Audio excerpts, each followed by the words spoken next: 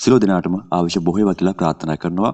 2026 අගෝස්තු මාසයේ මීන ලග්න හිමි ඔබට කොහොමද සුබසුබ ඵල කියලා තමයි අපි අද කතා කරන්නේ. මේ මාසයේ ගහමාරු කීපයක් සිදු වෙනවා. ඒ සියලුම ගහමාරුත් එක්ක සංසන්දනය කරලා අපි බලලා කොහොමද මීන ලග්න හිමි ඔබට සුබසුබ ඵල කියලා තමයි අපි අද කතා කරන්නේ.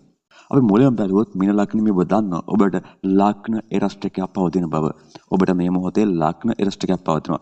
මේ ලග්න එරස්ට් එකේ දරුණුම අවුරුදු 2කමාර තමයි ඔබට මේ ගත වෙන්නේ. ඔබේ ලග්න කුඩුවේ තමයි ශනි ග්‍රහතුමා මේ මොහොතේ තැන්පත් වෙලා ඉන්නේ මීන රාශියේ. මම මේ ලග්න එරස්ට් එකේ ගැන පැත්තකට දාලා තමයි මම අද ලග්න බලාපොරොත්තු ටික දෙන්නේ. එනදා ඔබ ඔළුවේ තියාගන්න ඔබට ලග්න එරස්ට් එකකුත් තියෙනවා කියලා. ඔබේ එදිනදා ආර්ථික ටිකක් සරු වෙන කාල සීමාව බවට පත් වෙනවා. මෙතෙක් තිබෙච්ච බාධාවල් ටිකක් ඉවත් වෙලා කියලා. ඔබේ ආර්ථිකය ටිකක් සත්‍යමත් වෙන ගතියක් පේනවා. නමුත් යම්කිසි සීමාකාරී තත්ත්වයක් තමයි පේන්නන්නේ මෙතන. ඉඩම් නිවාස වාහන ආසිතව ඔබ රැකියාවක් නිරත වෙලා ඉන්න කෙනෙකුට නම් මෙන්න මේ පැත්තේ වාසිය වැඩිපුර නෙලා ගන්න පුළුවන් හැකියාව ලැබෙනවා.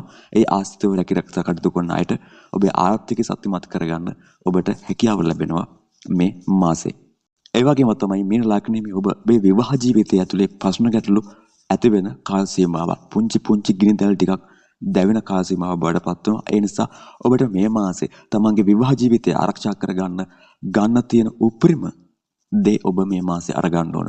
ඔබට හැකිතරම් ඉවසිල්ල තමයි ප්‍රගුණ කරන්න ඕන. ඔබට ඉවසන්න පුළුවන් නම් මේ මාසේ ඔබේ විවාහ ජීවිතය ආරක්ෂා කරගන්න පුළුවන්.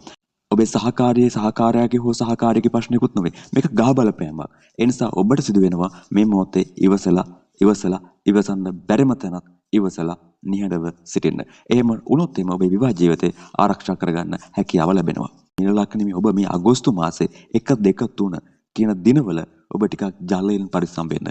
ඒ වගේම තමයි උස් ස්ථානවල ඔබ රැකිරක්ෂා කටයුතු කරන කෙනෙක් නම් ඒ උස් ස්ථාන වලින් ඔබ වෙනදාට වඩා සැලකිලිමත්ව ඒ වැඩ කටයුතු කිරීම ඉතාමත් වැදගත් වෙනවා මේ අගෝස්තු මාසයේ.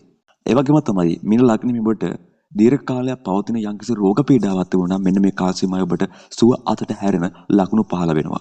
ඒ පැත්තෙන් ඔබට සුබයි යම්කිසි රෝගී තත්ත්වයක් තිබුණා නම් ඒක සුව අතට හැරෙන තත්ත්වයක් තමයි මේ තත්කාල කේන්දරේ පෙන්වන්නේ. නමුත් ඔබට මේ කාල සීමාවේ ටිකක් උෂ්ණ අධික රෝග පීඩාවල් ඇති වෙන්න පුළුවන්. ඒ නිසා ඔබ ඒකට වෛද්‍ය ප්‍රතිකාර ඔබ ලබා ගත යුතුයි. ඔබට උෂ්ණ අධික රෝග පීඩාවල් තියෙනවා නම් අන්න ඒ වගේ දේවල් නම් වැඩි වෙන ලකුණු පෙන්වනවා මේ තත්කාල කේන්දරේ. එහෙම එකක් තියෙනවා නම් ඔබ ඒවට නම් වෛද්‍ය ප්‍රතිකාර ඔබ ලබා ගත යුතුමයි. ඒ වගේම මේ මාසේ මේ අගෝස්තු මාසේ ඔබ සහෝදරයන් සමග මත ගැටුම් ඇති කරගන්න යන්න එපා. මොකද එහෙම වුණොත් ඒකේ අවාසිය ඔබට බලපාන නිසා වැඩිපුර ඔබට බලපෑමක් ඇති කරනවා. මොකද ඔබට ලග්න එරස්ට්‍රිකුත් පවතින කාලයක තමයි මේ මම ඔබට පලාපල ලබා දෙන්නේ. ඒ නිසා සහෝදරයන් සමග මත ගැටුම් වලට යන්න එපා. ඔබ ඒවා වෙනින් දවසක දාගන්න. ඒ වගේම තමයි හවුල් ව්‍යාපාර කරන මීන ලග්න හිමියෙක් නම් හවුල්කරුවන් සමග සහයෝගයෙන් තියාගෙන වැඩ කටයුතු කරන්න, වඩා නිහතමානීව වැඩ කටයුතු කරන්න.